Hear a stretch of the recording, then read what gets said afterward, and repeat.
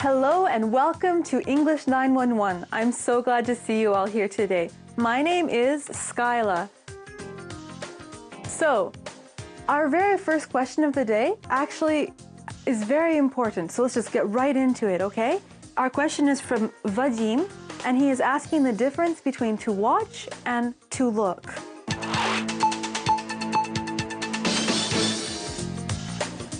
Okay, so I like this question because what are you doing right now? Are you watching a program, or are you looking at a program, or what are you doing? So here's how it works. To watch and to look, okay?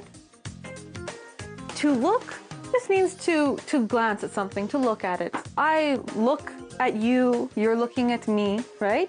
However, it has the idea that you're just looking. You're not really doing anything. However, if you watch, so here you look at it for a short time, okay? So for a little amount of time.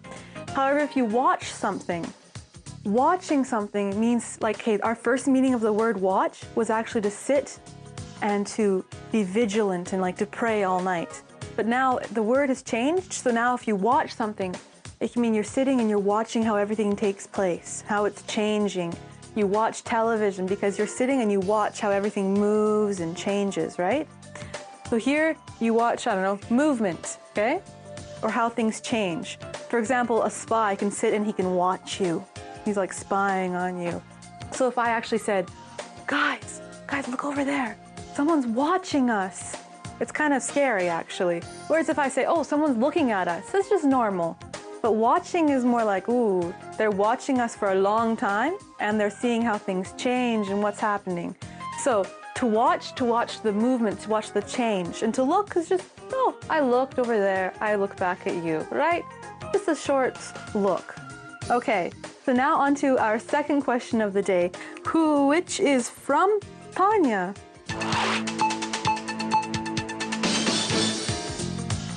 Now Tanya's question is one that I always have trouble with too, Tanya. Every time I write one of these words, I have to ask myself again, which way is it supposed to be?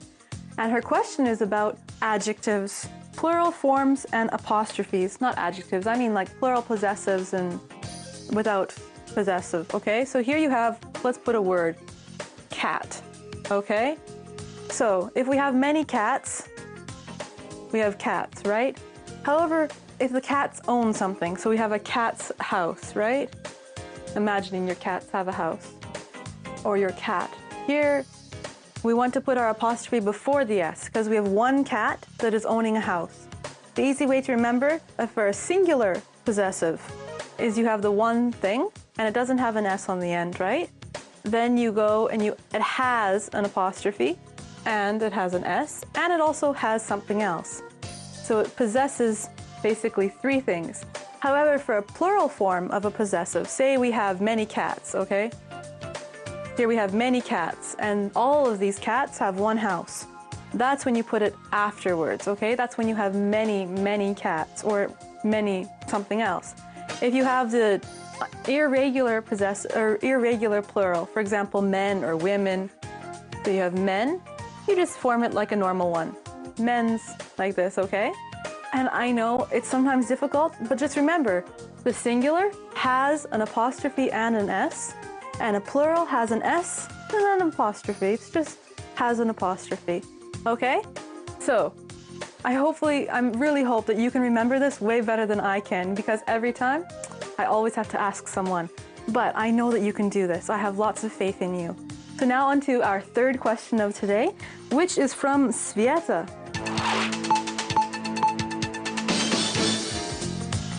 Now, Sveta asks, what is the difference between anxious and eager? You know, Sveta, this is a very good question because we tend to use them almost similar ways. Like, oh, I've been anxiously waiting, or I've been eagerly waiting, right? However, there is a little bit of a difference. So here, let's put our words up. We have anxious. Yeah, it's all understandably readable, right? And then we have eager. And yes, it's pronounced just like the name, eager. So here we have anxious and eager. Anxious means like worrying about something. However, here's a problem. We quite often use it like eager in normal speech. If I'm anxiously awaiting, it can mean that I'm eagerly waiting, but with a little bit of worry. So just remember that anxious, you have some worry in here. Okay? However, eager, this means that you're like really looking forward to something, like, ooh, something's coming, I just can't wait. Like, I'm looking forward to seeing you next time. I'm eager to see you next time, right?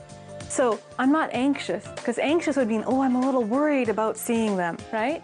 Okay, so remember, anxious, there's a little bit of worry, and eager means that you're happy, you're excited, you're looking forward. Let's go with this. Looking forward to doing something. You're looking forward to eating ice cream after school, right? You're really eager to eat that ice cream. Okay, well, I'm looking forward to seeing you next time, and I'm so glad that you were here with us today. So, see you next time on English 911. Goodbye.